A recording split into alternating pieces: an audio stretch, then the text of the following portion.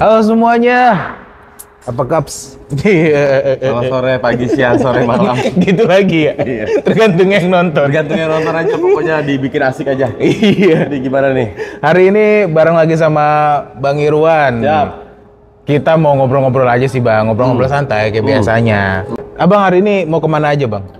Hari ini kebetulan, ini sekalian kita ngasih tahu di teman-teman di wilayah Tangerang Raya nih karena podcastnya tentang combat sport. Jadi bulan Oktober ini bakal rame. Ada kickboxing, di Kabupaten Tangerang. Oke. Terus ada kejurda Muay Thai juga di Tangerang Selatan. Oh iya. Iya. Wow, di sini dong, venue sini. Ada taekwondo di Stan Bintaro. Wah. Jadi combat sport lagi rame. Rame banget. Aktif banget berarti olahraga di Tangsel ini aktif banget ya? Aktif banget. Ya kebetulan karena kita mau tuan rumah nih, tuan rumah. Jadi khususnya bela diri emang untuk combat sport ya, beberapa kecabangan bela diri emang lagi dipecut banget lah. Dipecut banget. Mau bikin event, try in, try out dan lain-lain. Karena sebagaimana target kita kan di Porprov juara umum. Ya benar. Ini berarti jadi parameter ya Bang ya? Parameter, jangan sampai kalah kita di kampung dewek. Buset, ya kan? Ya bikin malu orang tua. Iya. Gue sekolahin di mari, gitu ya. Jangan sampai nanti Benyamin Sueb bakal bilang lagi latihan doang lu menang kagak. Iya bener. Pas lagi ini. Latihan mulu. Jangan. Pas lagi dia itu inget gak momennya dia lagi di Sidul baru wisuda. Iya. Wah parah. Terus naturalisasi juga ada di film Dono juga ada. Naturalisasi masalah sepak bola. Di film Chips kalau nggak salah film Dono dia bilang pada saat itu Chipsnya pengen dilatih nih gitu. Kenapa kita nggak pakai pelatih luar aja? Pelatih luar itu yang penting menang gaya dulu.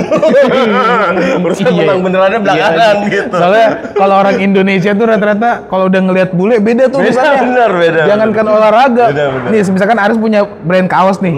Pakai foto model bule aja. Iyalah. Kayak sekarang internasional. Padahal mah Cibaduyut.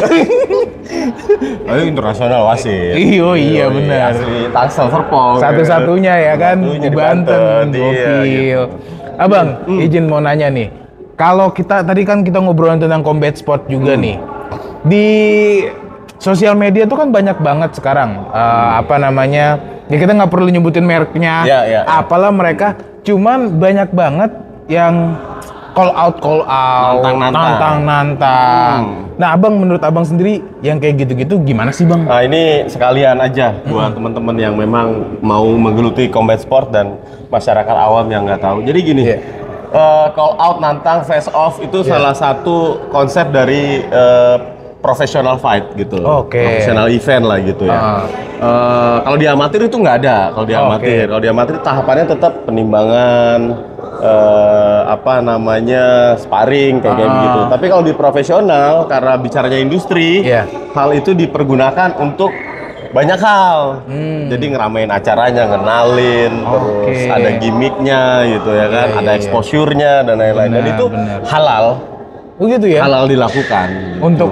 Untuk naikin engagement. Untuk naikin engagementnya, untuk memperluas pangsa pasar, kayaknya kan menjadi industri entertain dan juga showbiz kan sebetulnya. Karena kalau nggak begitu sponsor dan lain-lain agak sulit masuk kan gitu ya. Jadi itu halal kalau di professional event. Tapi kalau di amatir tidak berlaku kebalikannya.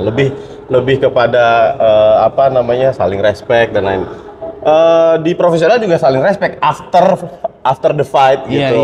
Kalau untuk ngejual ya memang itu diperlukan face off, terus nantang-nantang, gue call sini. Kadang-kadang bukan gimmick, kadang-kadang emang beneran gue nggak suka sama Aris nih. Gue habis menang lawan siapa, gue panggil Aris. Aris lu anak Cemara, mari gitu. Lu lawan gue gitu. Kita ada urusan yang belum kelar waktu di pasar modern kan gitu. Jadi itu buat salah satu promosinya sih gitu. Tapi kalau untuk kelas amatir, kenapa nggak kayak gitu juga Bang? Lebih ke apa? Kenapa? Satu ya, kalau kelas amatir itu kan memang jalurnya ke prestasi. Jalurnya ke prestasi. Profesional juga prestasi, capaiannya, tapi beda karena dunianya udah showbiz tadi, bicaranya industri tadi.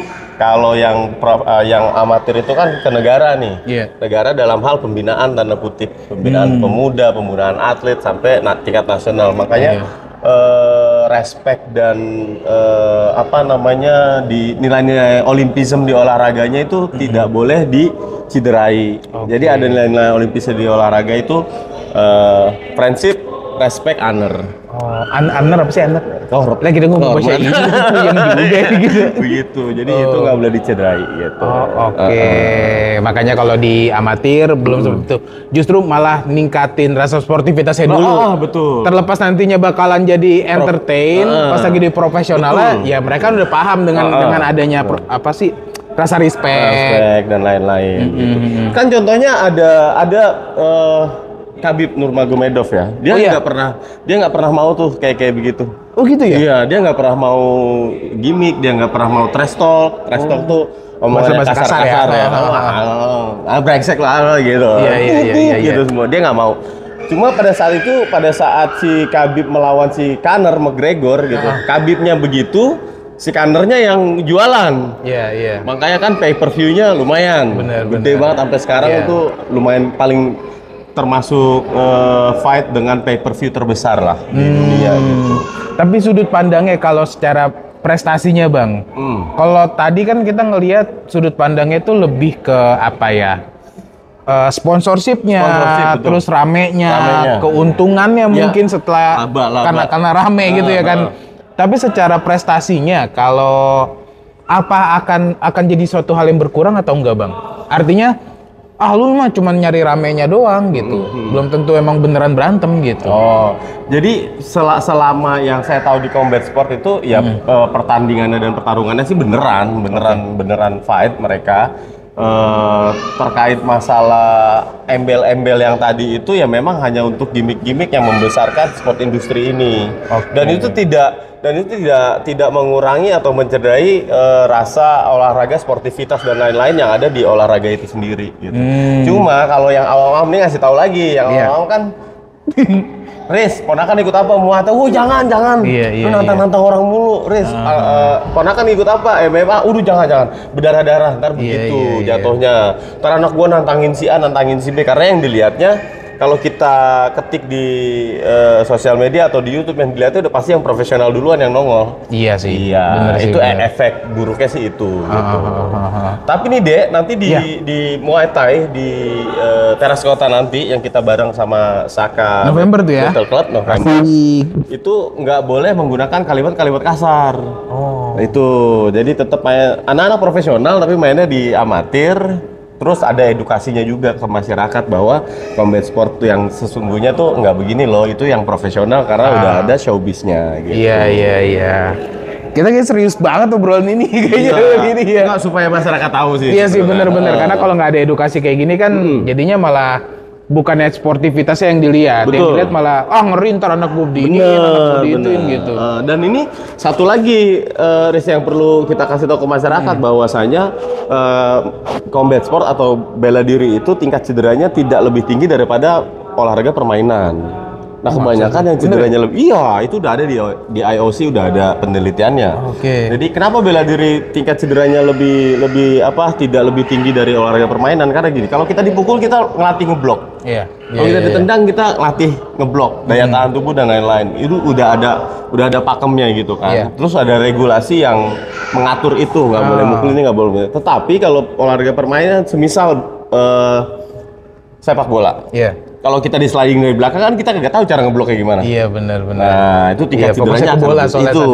Terus semisal di smash bola voli, kita kan atlet voli kan nggak diajarin untuk dipukul-pukul sama bola voli dong. Iya dong. Nah tiba-tiba itu terjadi ada benturan dari bola voli. Nah ini mereka tidak tahu how to block that situation gitu. Dan juga buat ibu-ibu, bapak-bapak gitu jangan ngerasa worry. Kemarin tuh pas lagi yang harus ikut jadi panitia di sini juga, safety-nya itu bener-bener dilihat. Yes, bener. Apalagi untuk kelas amatir yang mana bener-bener pakai body protector sampai yang helmetnya juga, sampai elbow guard yang mana walaupun kita nggak ada peraturan itu dan tidak diperbolehkan, tapi tetap harus ada. Sampai sempat berhenti kan kalau ada itunya ya. Nggak bakal jalan. Nggak bakal jalan. Gitu. Jadi so far sih kita pengen mengedukasi masyarakat khususnya di wilayah Tangerang Selatan bahwa combat sport itu aman.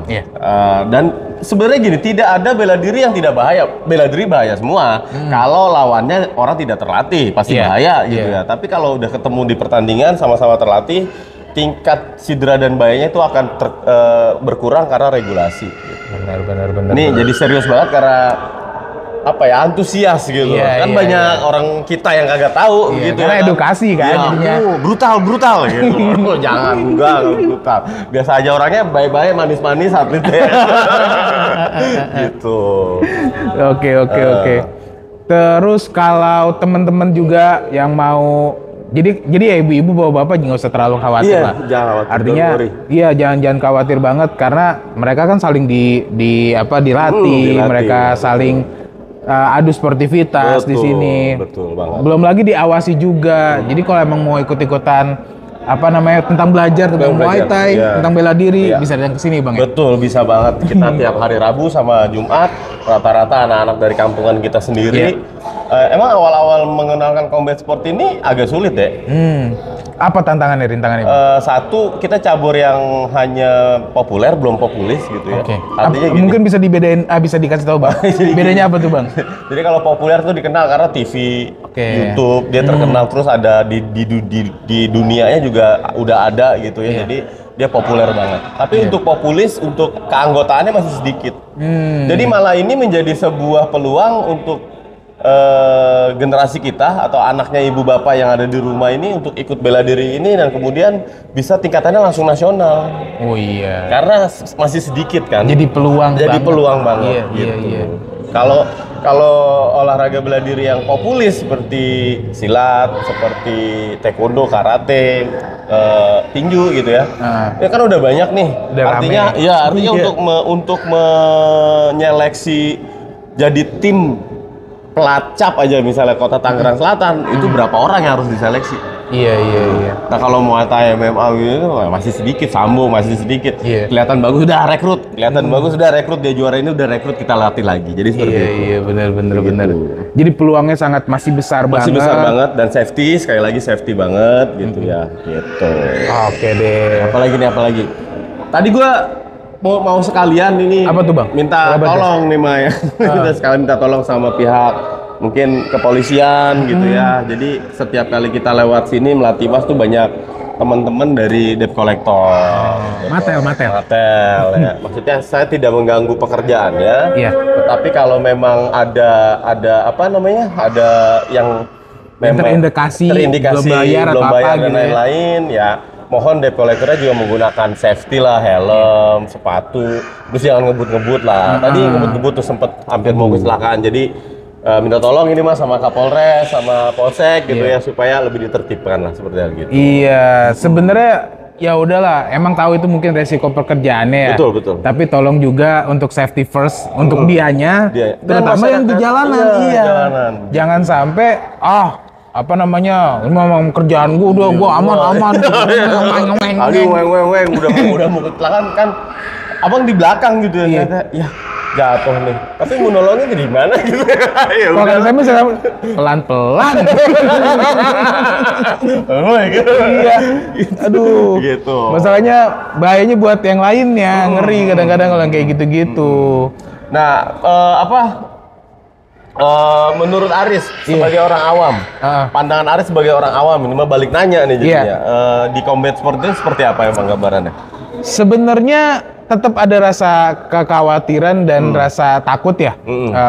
Tapi ya balik lagi tadi yang seperti abang bilang juga bahwa yang dilatih bakal ketemu sama yang dilatih. Betul. Sehingga persiapan diri itu jadi suatu hal yang penting. Semisalkan ya tetap ya balik lagi kepada sadar bahwa bajunya udah nyampe mana gitu. Iya, betul. Gitu. Kalau bahasa abang kan begitu ya. Longgar kagak baju lu. Iya.